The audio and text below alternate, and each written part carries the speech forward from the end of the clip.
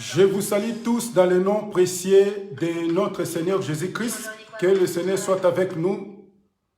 Que le Seigneur nous bénisse. C'est lui qui a permis qu'on soit encore cet après-midi pour partager sa parole. Que le nom de notre Seigneur nous bénisse abondamment. On est toujours là, étant les amoureux de la bonne parole, pour partager la pensée de notre Seigneur Jésus-Christ. Je vous bénis tous dans le nom précieux de notre Seigneur Jésus-Christ. Que le Seigneur soit avec nous. C'est bien moi, votre bien-aimé, l'évangéliste Jérémie Kilouanzi, depuis Paris. On est toujours là pour partager la parole de notre Seigneur. Avant de commencer, on va prendre un passage et on va prier. Prenons nos Bibles.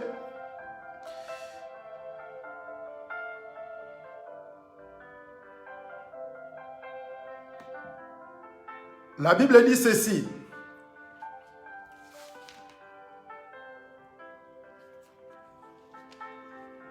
Jean chapitre 5, verset 7. Nous lisons Jean chapitre 5, verset 7. La Bible dit ceci. Les malades lui répondit, « Seigneur, je n'ai personne pour me jeter dans la piscine quand l'eau est agitée. Et pendant que j'y vais, un autre descend avant moi. » Prions.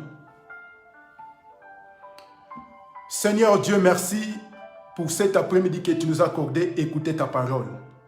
Viens pour nous instruire, pour nous montrer les chemins. Nos pensées captives à l'obéissance de ta parole. Au nom de Jésus, nous prions et nous disons Amen. Mes bien-aimés, on va partager un thème qu'on avait donné pour cet après-midi. Je n'ai personne pour me jeter. Je n'ai personne. J'ai aucune personne pour m'aider à jeter dans l'eau. Donc si moi je vais me jeter dans l'eau, comme je n'ai personne, il y a d'autres personnes qui précipitent avant moi, qui jettent dans l'eau, et moi je suis toujours ici, malade, sans personne pour m'aider à être guéri ou à être soulagé.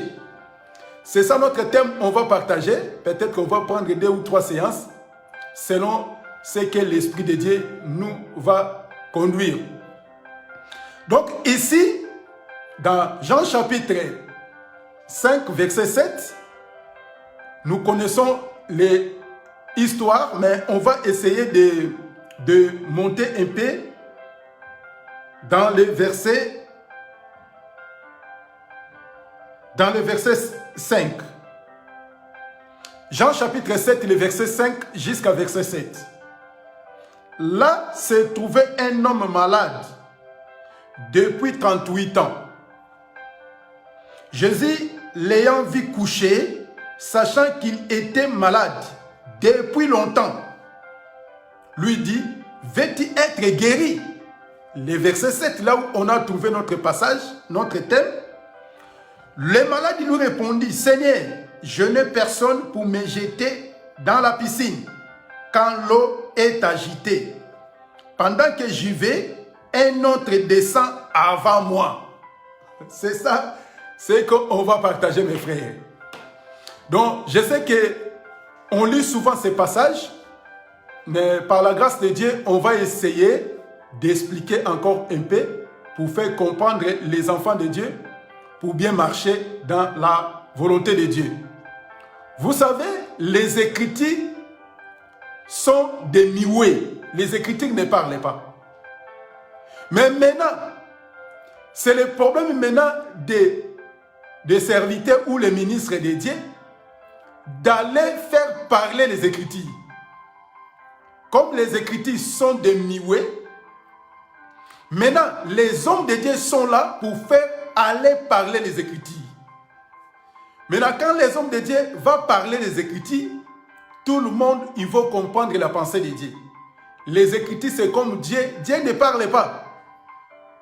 Quand Dieu ne parle pas, quand Dieu s'était, maintenant, Dieu va manifester son parler par des gestes.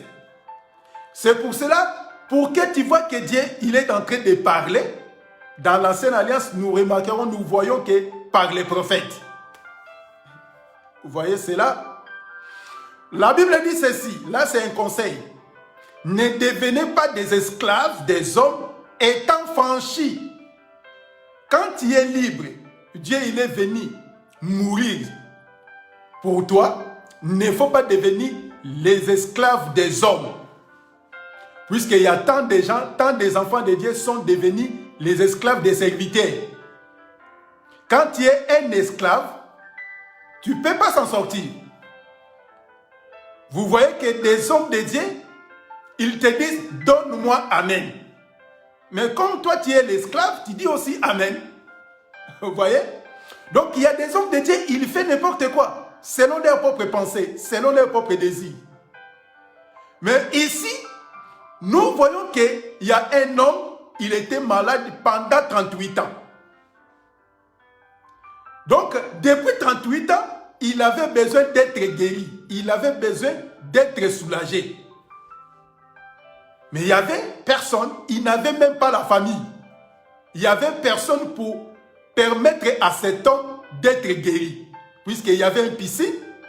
Donc, piscine de Bethesda, c'était pour but, si l'ange, il descend pour agiter l'eau, la personne qui va jeter le premier, il sera guéri. Mais cet homme-là, il était malade pendant 38 ans. Il n'y avait personne. Même il n'y avait aucune personne qui avait souci de cet homme. Même, on peut voir que même si toi tu viens avec ton frère ou ta soeur et il était malade ou ton père, après avoir jeté ton frère ou ton père ou ta mère, il est guéri, il est soulagé. Tu ne peux pas voir la souci de cet homme. Auprès de toi, il était malade pendant 38 ans. Donc cet homme-là, il n'avait même pas ses frères, il n'avait pas de sœurs. Il n'avait ni père ni mère. Il n'avait personne, ni cousin, ni frère lointain. Il n'y avait personne.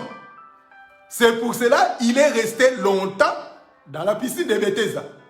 Donc lui, il cherchait quelqu'un pour aller les jeter dans l'eau, pour être guéri.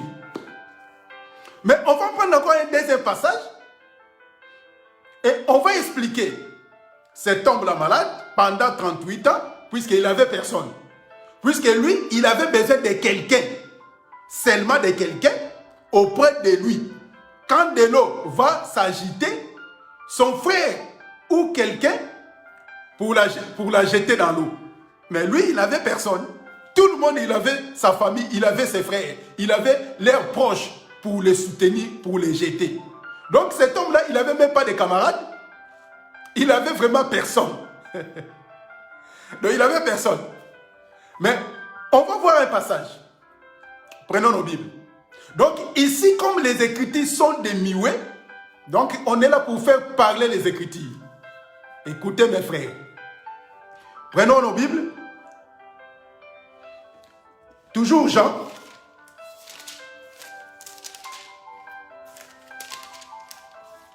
Jean chapitre 11.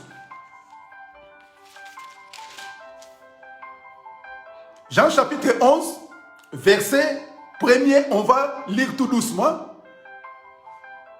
On n'est pas pressé, mais on est prêt. Prenons nos Bibles. Jean chapitre 11, le verset 1, on va descendre un peu. Il y avait un homme malade, Lazare, de Béthanie, village de Marie et de Marthe, sa sœur. C'était cette Marie qui oignit de parfum le Seigneur et qui lui assuyait ses pieds avec ses cheveux, et c'était son frère Lazare qui était malade. Ses sœurs envoyèrent dire à Jésus: Seigneur, voici celui qui tu aimes est malade. Vous voyez? Ici, nous remarquons qu'il y avait Marie, Marthe et Lazare. Lazare, il était entouré par les deux sœurs, les deux personnes. N'oublie pas, on va partager ça. Il avait deux sœurs, Marie et Marthe. Lazare est malade. Comme il avait sa famille, il avait ses proches. Ce que Marie et Marthe ils ont fait, ils ont envoyé des messagers pour signaler auprès du Seigneur que celui qui t'aime beaucoup, il est malade. Mais dans la piscine de Bethesda, cet homme-là, pendant 38 ans, il n'avait personne. Pour aller signaler, pour aller les jeter dans l'eau. Mais ici, nous voyons deux personnes, Marie et Marthe. Donc, cet homme-là, Lazare, il avait la chance. Il avait la faveur, puisqu'il était entouré avec ses sœurs. Il avait la facilité, que grâce à ses sœurs, d'envoyer des messagers auprès du Seigneur pour signaler que notre frère est malade. Donc, c'est-à-dire, à d'autres termes, venez vite pour guérir notre frère. Mais contrairement à cet homme-là, pendant 38 ans, lui, il n'avait personne pour le jeter dans l'eau. Vous voyez? Maintenant, on va comprendre maintenant les rôles de Marthe et les rôles de Marie. On va aller tout doucement, mes frères. On est là pour faire parler les Écritures. Puisque les Écritures sont des miroirs. On va faire parler les Écritures. Pour essayer de dire les Écritures parlent. Pour nous expliquer. Écoutez, on va prendre maintenant Marie et Marthe. Donc, on est en train de prêcher. Je n'ai personne pour me jeter. Je n'ai personne. Mais de sorte que même les bébés spirituels comprennent l'amour de Dieu. Prenons un passage, Luc. On va prendre Luc. On va d'abord prendre les Écritures et après on va commencer à expliquer. Prenons nos Bibles, Luc chapitre 10. Luc chapitre 10, verset 38 à 42. Luc chapitre 10, verset 38 à 42. Luc chapitre 8, verset 38 à 42. Écoutez. Comme Jésus s'était en chemin avec ses disciples, il entra dans un village et une femme nommée Marthe les récit dans sa maison. Elle avait une sœur nommée Marie qui se tenait assise au pied du Seigneur pour écouter sa parole. Donc Jésus, quand il est entré dans Béthanie, il y avait encore deux sœurs. Il y avait Marthe, il y avait aussi Marie. Et Marie, elle était là au pied du Seigneur pour écouter. Première chose. Deuxièmement, Marthe, occupée à divers soins domestiques, survint et dit au Seigneur, cela ne te fait-il rien que ma sœur me laisse seule pour servir? Dis-lui donc de m'aider. Voilà. Donc, c'est-à-dire, Marthe, elle était là juste pour les choses domestiques, donc c'est-à-dire pour la cuisine. Marthe, elle préparait. Marie, elle était au pied du Seigneur pour écouter. On va comprendre pourquoi cet homme-là de 38 ans, il était là assis, il n'y avait personne pour le soutenir. Mais pour les problèmes de Lazare, il avait ses sœurs. Or que ses sœurs, elle était au pied du Seigneur pour écouter la parole. Et la deuxième sœur, elle était pour s'occuper à la cuisine, pour préparer la nourriture pour le Seigneur.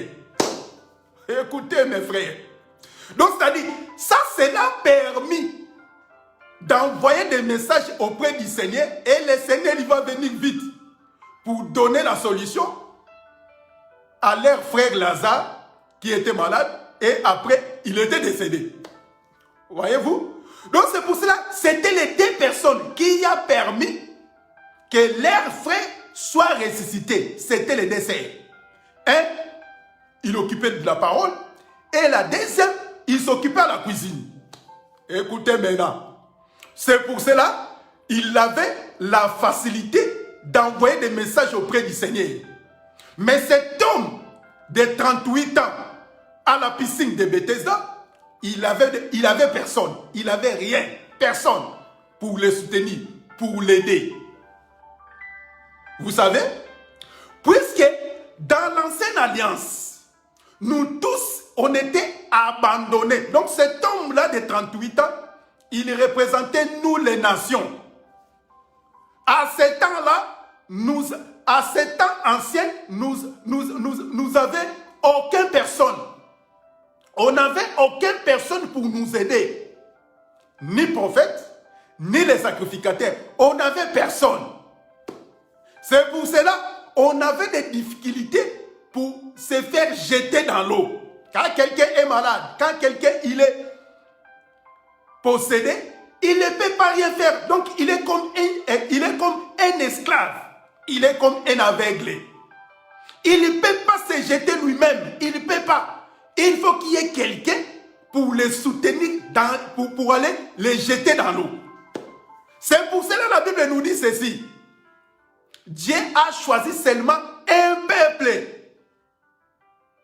Mais nous, on était loin du Seigneur. On va lire le passage, mes frères. Puisqu'on est là pour faire parler les Écritures. Pour dire, comme les Écritures ne veulent pas parler, ils deviennent muets, on va les faire parler. Écoutez maintenant. Prenons un passage. Donc, Lazare, il avait la possibilité d'être guéri et soulagé, puisqu'il avait parmi ses sœurs, un, il écoutait la parole, et deux, il était pour la cuisine. On va expliquer les deux personnages là. Prenons d'abord un passage pour nous. Éphésiens chapitre 2. Écoutez. Rapidement, Éphésiens chapitre 2.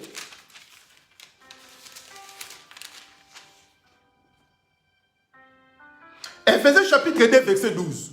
Écoutez ce que la Bible nous dit ici. Éphésiens chapitre 2, verset 12. Souvenez-vous que vous étiez à ce temps-là sans Christ, privés du droit de cité en Israël, et étrangers aux alliances de la promesse, sans espérance, sans Dieu, dans le monde. Vous voyez? On va ajouter encore un deuxième passage pour moyen de compréhension. On va ajouter encore un deuxième passage. Ça va nous faciliter quand on va commencer à expliquer tout. Ça va devenir clair comme l'eau des roches. Romains chapitre 9, verset 4.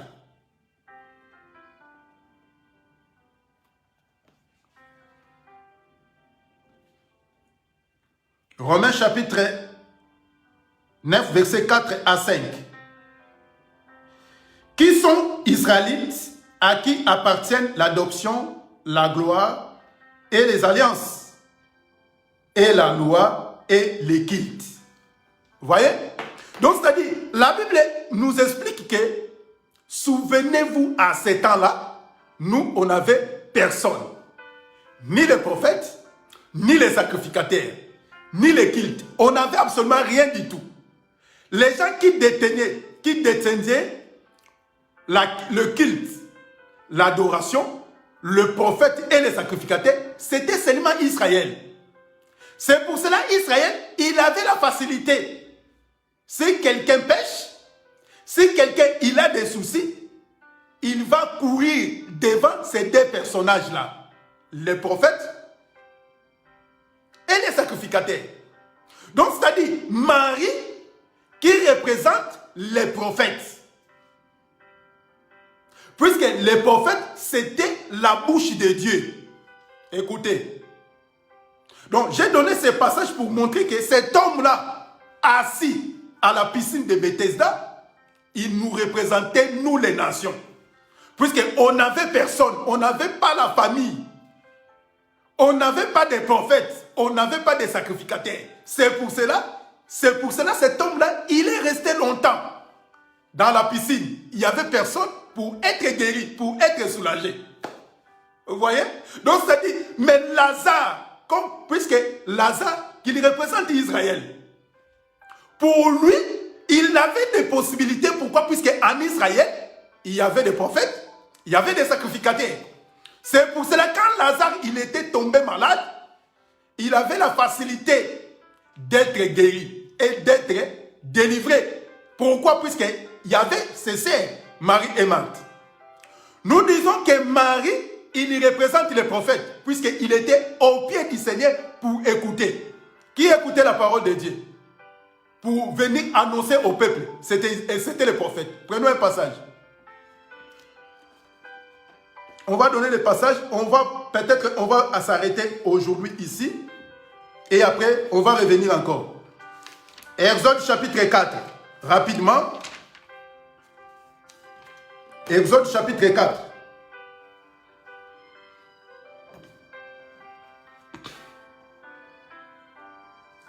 Exode chapitre 4, versets 15 à 16.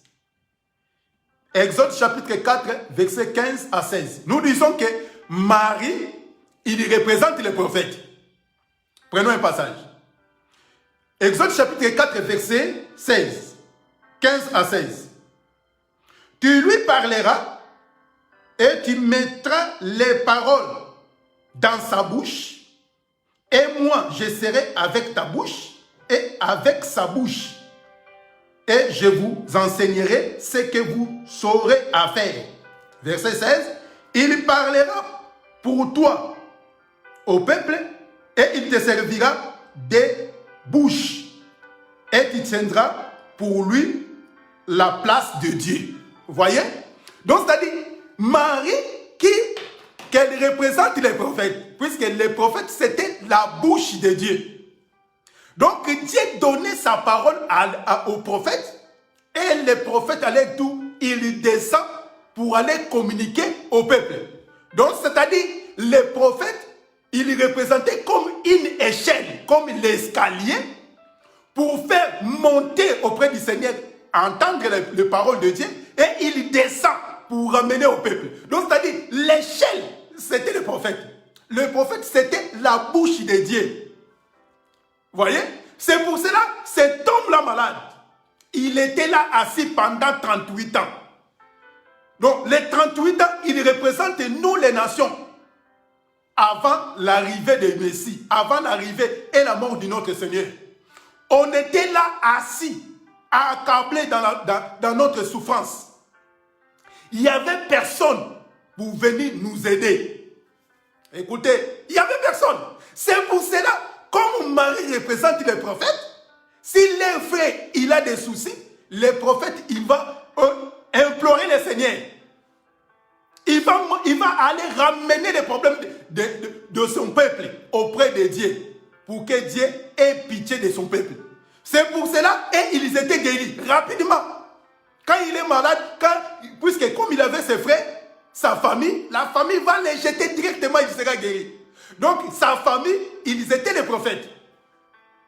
Comme dans Ézéchiel chapitre 33. Là, on va lire ça la semaine prochaine. Aujourd'hui, on va s'arrêter là. Je n'ai personne pour me jeter. Jean chapitre 5, verset 7. Cet homme de 38 ans, il est resté là pendant 38 ans, boité, il n'y a personne pour l'aider. Même pas de camarades, même pas de proches parents. Il n'y avait personne. Mais au moment, quand l'ange agitait l'eau, il n'y avait personne pour le soutenir, pour aller le jeter. Mais le problème de Lazare, puisque Lazare, il avait sa famille. Il avait les desserts qui représentent les prophètes, l'une, il représente les sacrificateurs. Puisque Marthe qui préparait, ok, les gens qui préparaient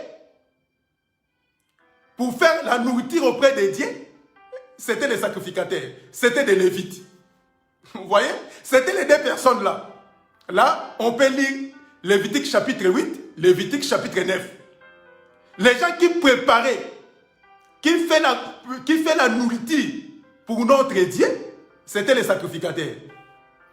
Vous voyez cela? C'est pour cela, les deux personnages-là, c'est grâce à eux que Israël était soulagé, était délivré dans tous ses problèmes.